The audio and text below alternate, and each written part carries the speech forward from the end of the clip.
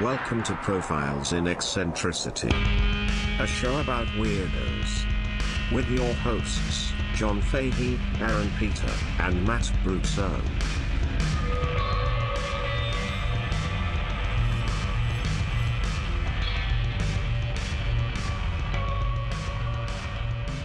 All right. Well, listen. I'm gonna do the first of several treats. Oh, I love it. I mean, I'm full of just the most recent donation.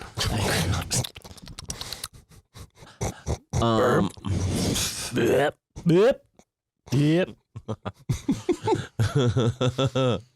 There's a run in the bank. Oh God. Go give him hell, Jesse. I'm gonna say about a bunch of maniacs. I think they're all Irish. 10,000 Maniacs? Natalie Merchant? Oh, she's back. I just read a very good Really? article about I her. love her. Yeah. Oh my God, her voice is incredible. Incredible and just a wonderful and beautiful woman inside and out. Yeah. Anyways. Yeah. He just doesn't get it. 10,000 Maniacs. Great name. One of the best names of all time. Yeah.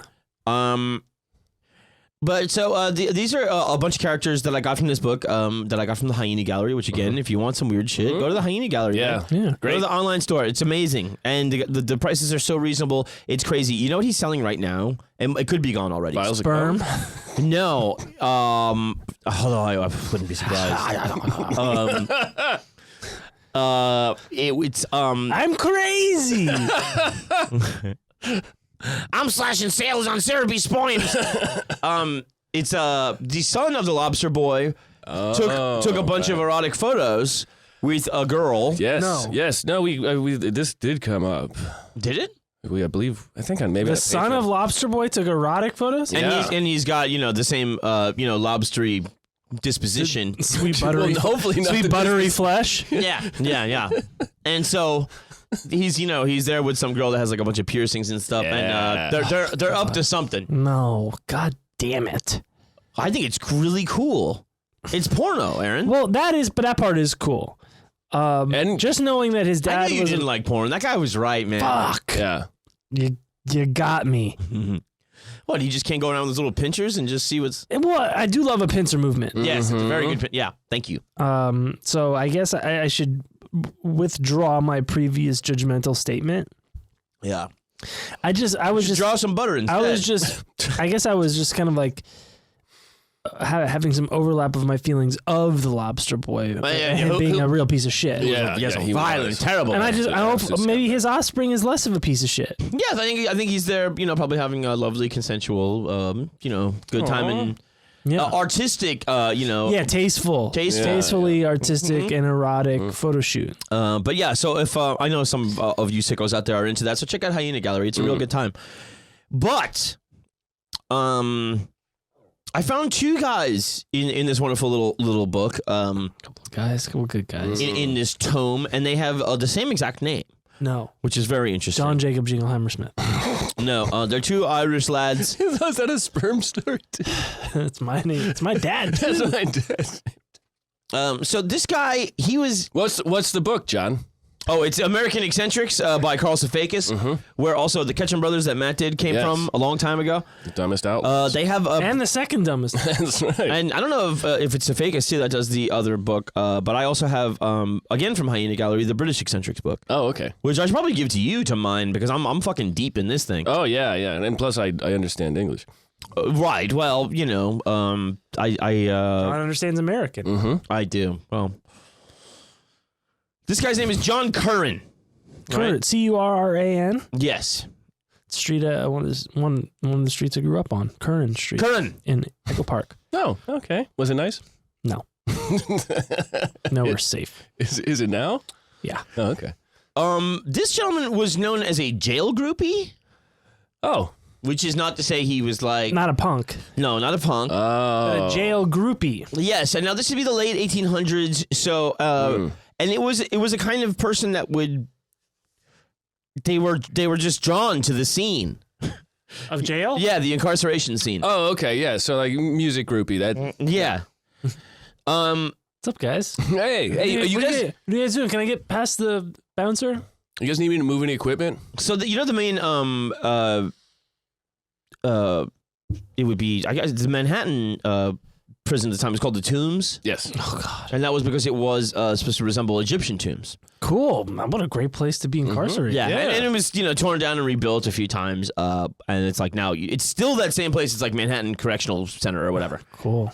And so this guy, he was chilling around there in the early 70s, 1870s. And...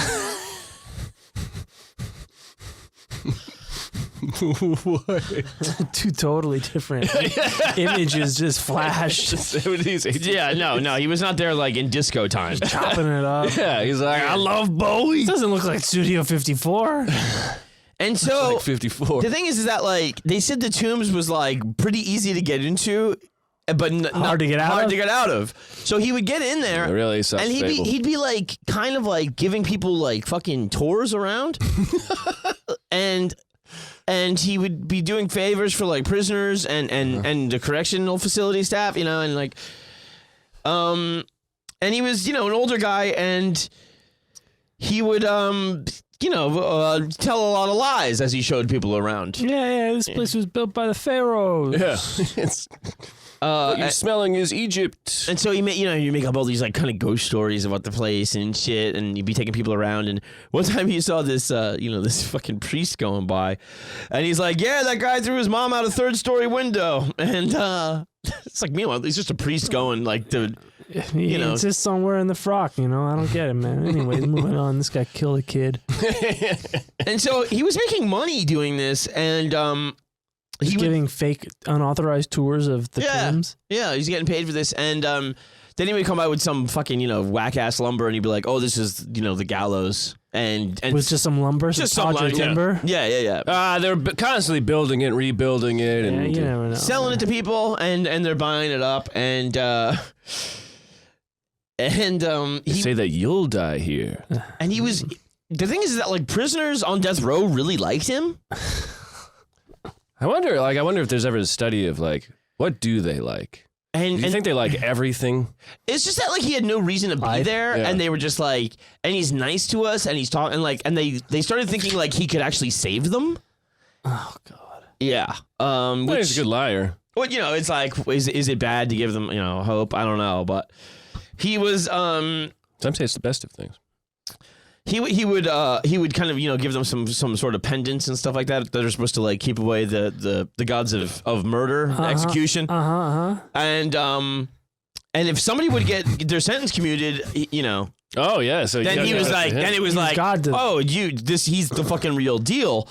And then if somebody got executed, he would kind of like.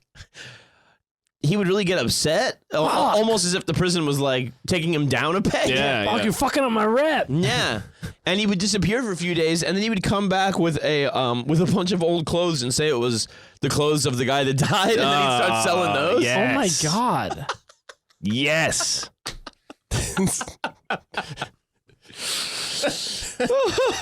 So fucked up. Yeah. So you see, these are the pants he shit himself in when he died. You can smell it. Yeah. Like, there's something here too. You Where can smell his last meal. Smell. You got soup. so then some like new warden had come in and they tried to ban him, and They tried to ban the guy who's a. there's no reason to be there. He's just making money. I thought Like, they just had an open door policy. Yeah. The policy is the door's open. One way. and he would always sneak in, and he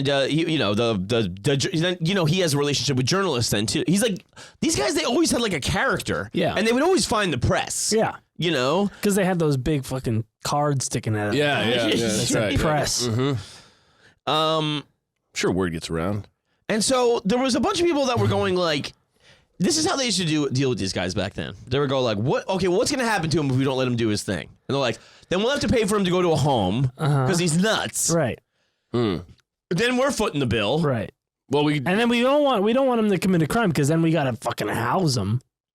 I think that's preferable. I guess. Then they can keep stop keep him under from- control. But yeah. then you just start selling other shit to the prisoners. And so then, it was basically like they tore it down to rebuild it again in '97, and he just kind of 18. disappeared.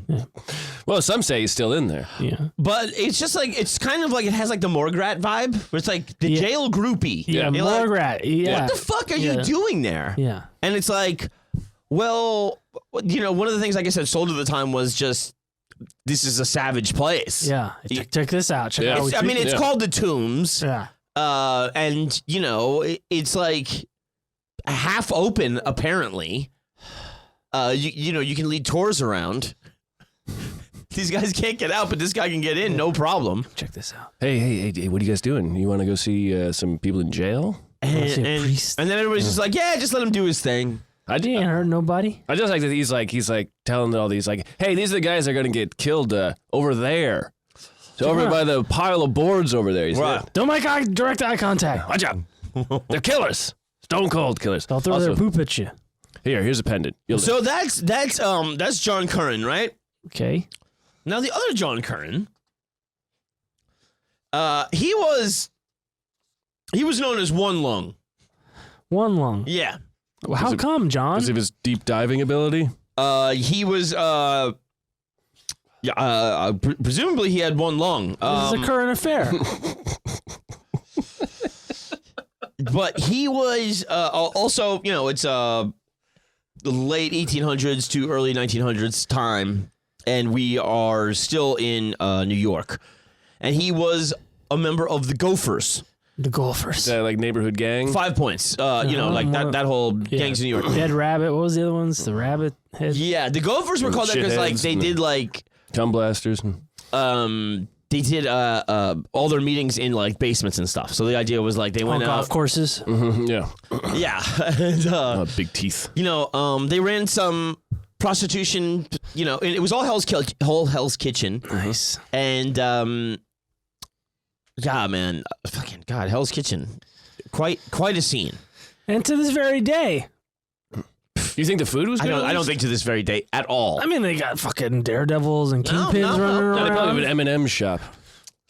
But this guy, he would take over this gang called the Gophers, and he was known as a gentleman with the ladies. Well, I mean, they run prostitution. He has to be, And he was maybe the most like poetic like criminal that ever lived.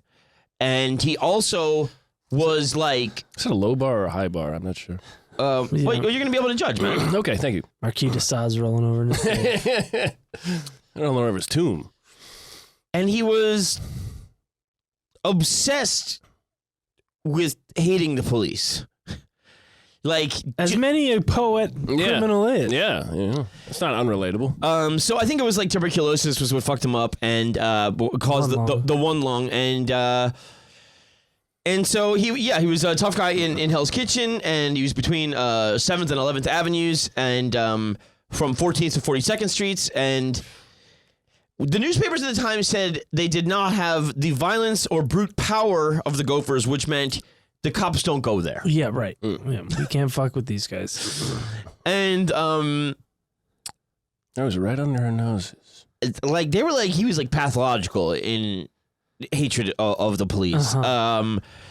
One time he was with a woman, and she was cold. She was saying the breeze off the Hudson was too much, and he was like, "Oh yeah, that won't do." So he finds a cop. These fucking cops, man. Yeah. Cold around. Yeah. Finds a cop nearby, takes and just beats the living fucking shit out of him. Okay. And he steals his jacket. Give me that shit. And he gives it to her. And she was a very talented seamstress. And so she took it home and she made it like this form-fitting thing. Ooh. And then all of the other Gophers started going out and beating up cops and taking their jackets to get them for their girlfriends. Ah, wow. And so it was like, and then... They're called gopher pelts. And then the guys would take it and the seamstress would still fit it for them. And so then like the outfit of the Gophers was stolen cop uniforms. They just look like better dressed cops. Yeah. I mean, these like guys, the Blues Brothers. these guys, like all these girls are like, everybody's got like this badass fashion. Yeah. The cops won't go there, and everybody fucking looks great. Yeah. It's a real nice Except time. the cops. Yeah. No, It's easy to pick them out. And so Guys, There's a gopher who just hasn't had his suit fitted yet. Yeah, and he's like, guys, I'm not, I'm not a cop. I just haven't had my fitting yet. there was other ones around at the time, the East Side Gang, and there was the Five Pointers, and I think the Five Pointers is like I think we've talked about it in other organized crime ones where it's that's where Lucky Luciano and those guys would have come from and stuff. But this obviously Hell's Kitchen, very Irish gang, so he would recite poetry that he wrote to the gang, right? You know, That's sweet. Could you read us a stanza? Yeah. So when he was you've read The Outsider. when he was in the tuberculosis ward in Bellevue Hospital, a rival gang that they had frequent conflict with. They were in the Village. They were called the Hudson Dusters. Okay, and So the sweeping they did? yeah, Or maybe the jackets. That they, Oh, yeah, gotta be the jackets. yeah, they were probably jackets. It's all jackets. they were probably just snorting dust. Yeah. They like to get wet. I got this keyboard cleaner in the 18th. Big keyboards back then. But so he's fucked up with tuberculosis. He's in the hospital, and the Hudson Dusters fuck up this cop named Dennis Sullivan, and Dennis Sullivan had a rep for fucking with the gang guys, and fucking around with or fucking up. fucking them up. Okay, got it. And so he they beat him and stomped on his face. They fucked him up really, really bad. And he was hospitalized for several weeks. He almost died. Plus, they gave him tuberculosis. Yeah, they're like, all right, you're in this. No, but one lung was in tuberculosis ward, and news came to him about it, and he sat up and he wrote this poem. And even though it was the giving honor to the other gang, this poem would go on to be printed by the other gang and create peace between the Gophers. Because at least they both hate the cops. Because it was such a good poem. Like, this is how it went. And you can hear the Irish here so much. And then when he says Denny, he means Dennis Sullivan, the cop. Says Denny, here's me only chance to gain meself a name. I'll clean up the Hudson Dusters and reach the Hall of Fame. He lost his stick and cannon, and his shield they took away. It was then that he remembered, every dog has got his day. Safakis goes on here. One Lung's masterpiece went on for a half dozen more verses describing the assault in loving detail. Then there's also the part where he says, there was a man from Nantucket. Yeah. So it creates this new era of peace between the two gangs. And first we climbed the ladder, every last rung. It's just, and then we jumped off the top and shattered his fucking lung. so it's just like Bono with the Irish Peace Accords. It's the very same. Yeah. Minus cool glasses. Except this happened. And so the Dusters printed up his poem on this parchment paper, and they gave it out to all the saloons that would hang it up. Oh, yeah. I mean, can you imagine? And then they also it's like 7 pages long too. It's just they gave it to they can't read. They made sure it reached the cops at Sullivan's home precinct, as well as getting a copy to Sullivan himself in the hospital. Oh God, his eyes were swollen shut. He had a nurse read it to him. Oh yeah. And then it goes on to mention the testicular crushing, the smithereening of. And so he was just a nightmare until tuberculosis finally took him, and still the poems stayed around, and the heavies on the streets of New York would sing it all. Fucking call and response. Recite it all the time. Oh yeah. Hey, before we smash this cop's face in, is there anything you want to say? John Curran, one lung, 2 John Currans, 2 John Currans, and. But I mean, oh my God, stealing the cops' jackets. Give me that. So goddamn funny. And like, let me show you how to wear this. Yeah.